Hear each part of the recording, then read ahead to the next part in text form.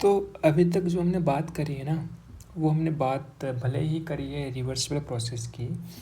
तो हमने क्या बोला कि अगर मान ले कोई प्रोसेस है that is starting from state I and it goes till state F, है ना।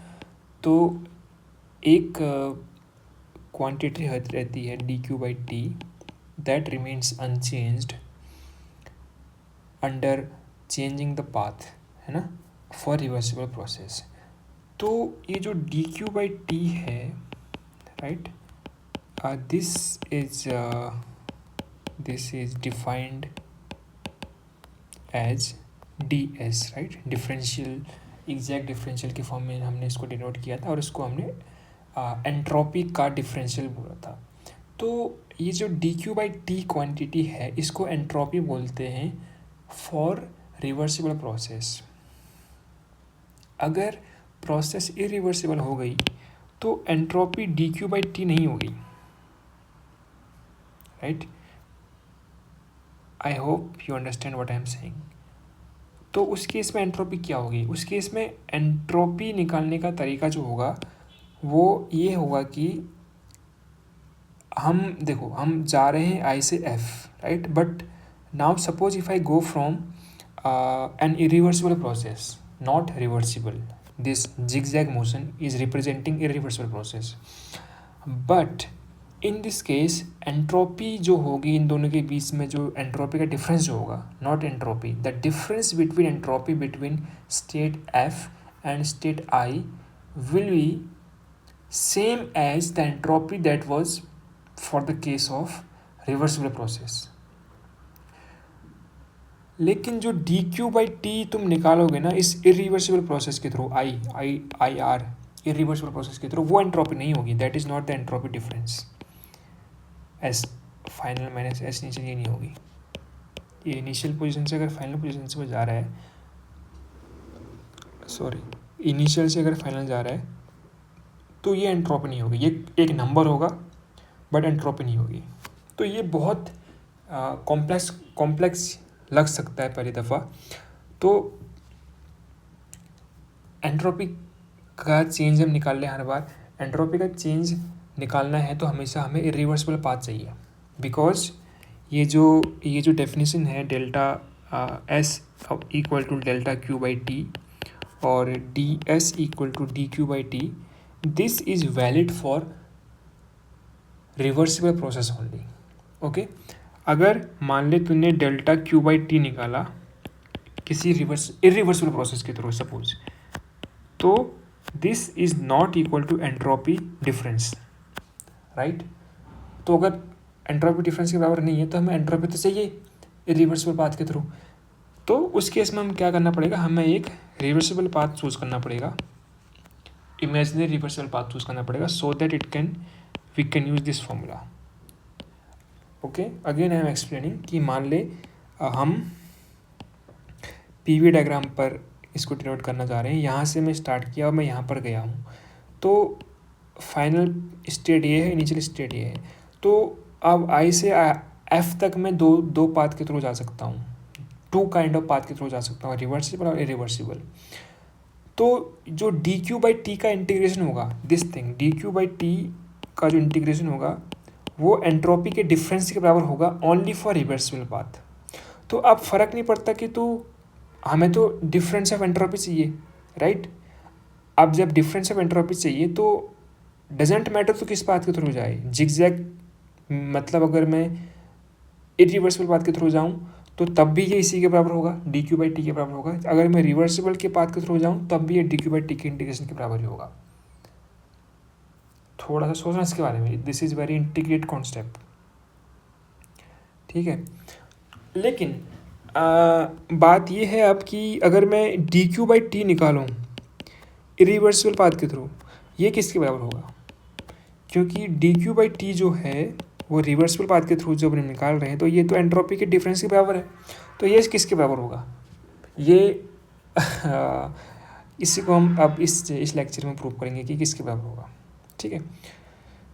तो हम इसके लिए अज्यूम करते हैं कि मैं इनिशियल स्टेट से फाइनल स्टेट में जा रहा हूँ firstly I go with the irreversible path. Okay, let us take a system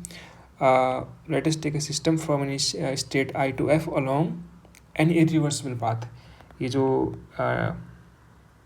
up down path दिख रहा है ये रिवर्सिबल पाथ है, and bring it back to the final to initial position by reversible path.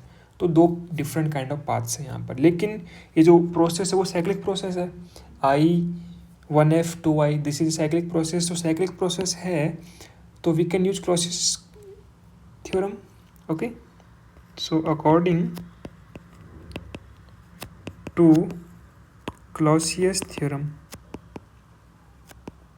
क्या होगा, this integration over closed path dq upon t and closed path क्या है मेरा I1F 2I this is less than equal to 0. क्योंकि दोनों पाथ इन्वॉल्व हैं तो I am not taking equal to 0, I am taking general case.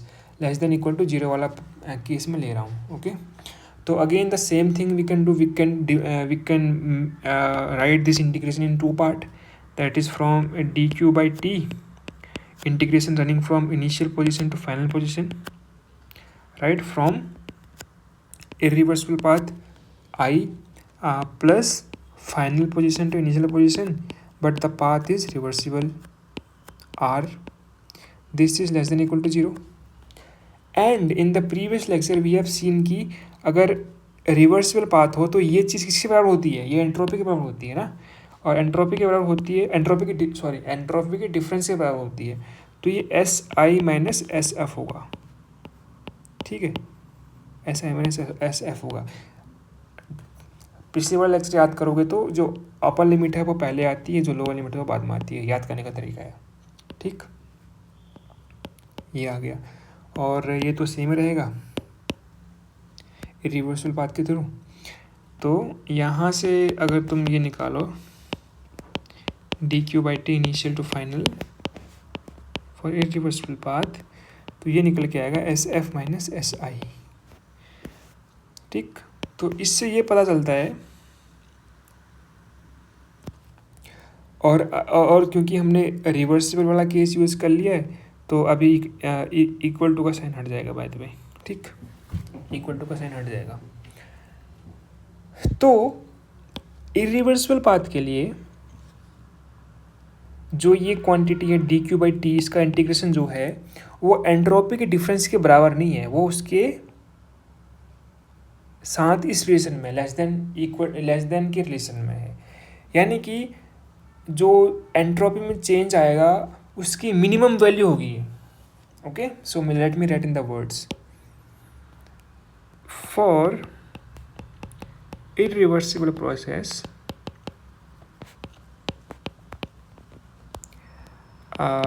the integral dq by t from initial to final position gives the minimum value of change in entropy. Okay, और reversible के लिए क्या था ये this will give you exactly the value of change in entropy. Okay, let me right in the next page. ये थोड़ा सा सोचने लायक कॉन्सेप्ट है. फॉर रिवर्सिबल प्रोसेस, और इसके बाद जो जितना भी हम स्टडी करेंगे वो सारा का सारा रिवर्सिबल प्रोसेस होगा. तो you don't have to take that much pressure कि ये हमें याद करना पड़ेगा, बट पता होना चाहिए चीज़ें क्या क्या हैं. The integral this integral dq by t gives the value of change in entropy between state I to F. तो पूरा इस बात का लबोलबाब ये है कि अगर कोई सिस्टम इनिशियल स्टेट से फाइनल स्टेट पे जा रहा है तो पहला क्वेश्चन ये होगा कि ये किस प्रोसेस के थ्रू जा रहा है. रिवर्सिबल हाँ, अगर मैंने बोल दिया कि रिवर्सिबल प्रोसेस के थ्रू जा रहा है, तो किसी ने पूछा अगर कि बताओ कि भाई ये जो इंटीग्रल होगा इसकी वैल्यू क्या होगी, इस इंटीग्रल की वैल्यू यहाँ पर जो एंट्रोपी है, यहाँ पर जो एंट्रोपी है उसका डिफरेंस होगा, S F minus S initial होगा। ठीक, पहला आंसर ये निकल के आया। सेम क्वेश्चन अगर ये पूछा जाए कि भाई सिस्टम मेरा इनिशियल स्टेट आई से फाइनल स्टेट एफ पर गया, बट अभी जो प्रोसेस थी वो इरिवर्सिबल थी, तो ये इंटीग्रल की जो वैल्यू होगी D Q by T initial to final, इसकी वैल्यू क्या होगी। तो यू कांट से कि ये जो वैल्यू होगी वो एंट्रोपी के डिफरेंस के बराबर होगी, no, you can only say this thing that इसकी जो मिनिमम वैल्यू होगी this will be greater than equal to sorry this will be less than equal to S F minus S I, equal to नहीं लगा सकते इस case में। ठीक है, इतना सा समझना है, राइट।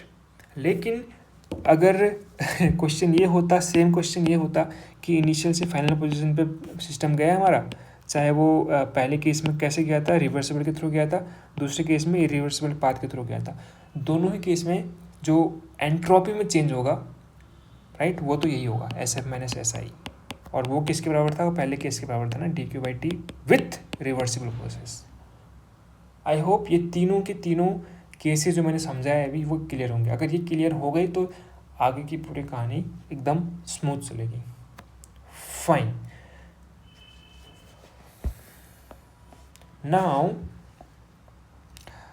अगर इतना समझ में आ गया तो इफ़ यू यूज तो अब जनरल एक्सप्रेशन क्या हुआ, जनरल एक्सप्रेशन ये हुआ कि S F minus S I final state पर जो एंट्रोपी है और जो इनिशियल स्टेट पे एंट्रोपी है that is equal to greater than equal to initial से लेकर फाइनल स्टेट तक में जो ये इंटीग्रेशन होगा डी क्यू बाई टी, इसके ये रिलेशन आ गया। ठीक है, इक्वल फॉर रिवर्सिबल और greater than equal for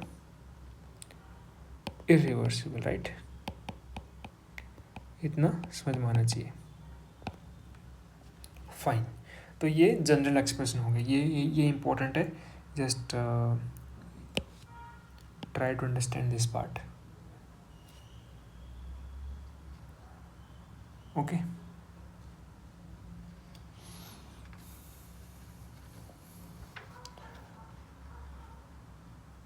now अगर हम बात करें, अब हम थोड़ा सा स्पेशल केसेस की हम बात करें, कंसीडर एन आइसोलेटेड सिस्टम। हमने शायद पहले बताया नहीं बताया, I don't know, isolated system. Isolated system क्या होता है कि उस सिस्टम, मान लो ये एक सिस्टम है, इसके अंदर कोई गैस भरी पड़ी है, तो इस सिस्टम के बाहर जो सराउंडिंग है ये सराउंडिंग के साथ इंटरेक्ट नहीं कर रहा है, तो the walls are completely what kind of wall these are, insulated walls। ठीक है, तो walls insulated हैं, तो there is no interaction with the surrounding। इस no interaction with the surrounding का मतलब होगा कि no change in the interaction में यहाँ पर कोई भी हीट चेंज नहीं होगी। तो अगर डी क्यू बराबर 0 हो गया, राइट, तो from general relation, from above relation क्या आएगा, S F minus S I that was greater than equal to D Q by T, right. तो if so D Q by T equal to 0 for isolated system, हाँ ध्यान रखना। तो R H S क्या हो जाएगा, 0 हो जाएगा, तो S F minus S I will be greater than equal to 0, implies that SF is greater than equal to SI for isolated system। मतलब फाइनल एंट्रोपी हमेशा फॉर आइसोलेटेड सिस्टम, ठीक है। तो इसका मतलब ये है कि अगर कोई सिस्टम आइसोलेटेड है तो अगर वो किसी प्रोसेस के थ्रू गुजर रहा है, अगर वो प्रोसेस, अगर ये देखो, ये हमेशा इक्वल टू का साइन रिवर्सिबल के लिए होगा, और ग्रेटर देन का साइन या फिर लेस देन का साइन पूरे के पूरे कॉम्बिनेशन में जितने भी रिलेशंस हैं, पहले हमने चाहे क्लॉसेस पढ़ा, इसके बाद ये वाला पढ़ रहे हैं, तो इक्वल टू का साइन हमेशा रिवर्सिबल के लिए आएगा। तो अगर, तो यहाँ से हम क्या कंक्लूजन निकाल सकते हैं कि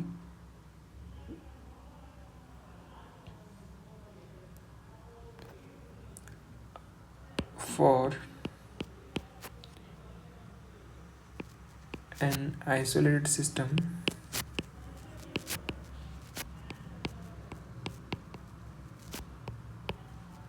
entropy of the final state can never be less than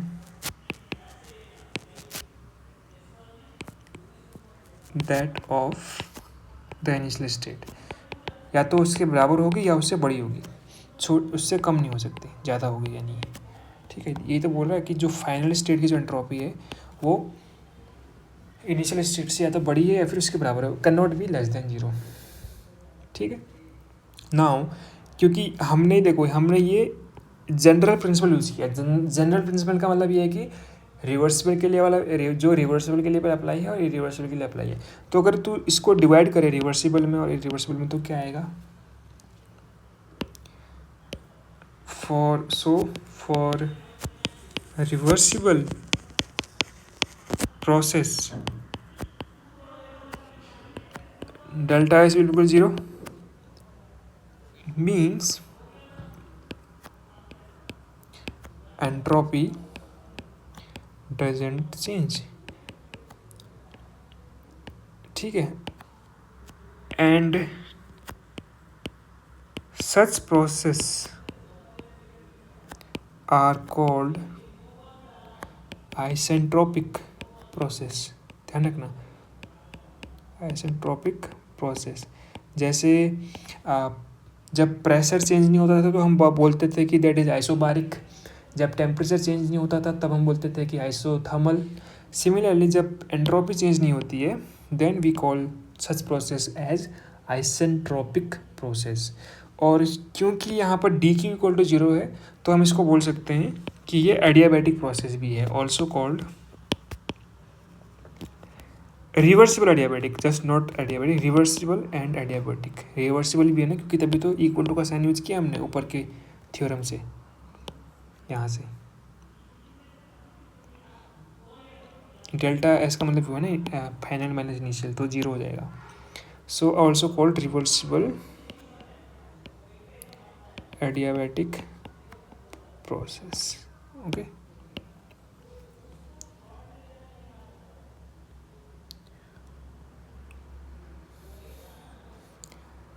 and for irreversible process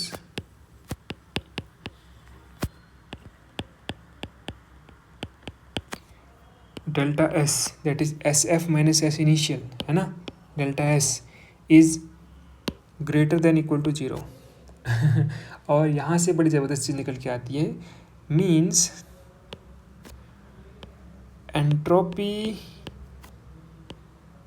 increases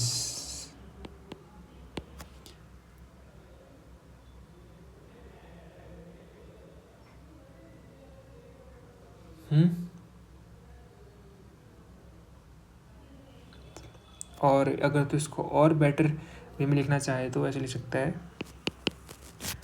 the entropy of an isolated system, क्योंकि सिस्टम आइसोलेटेड हमने लिया था ऊपर,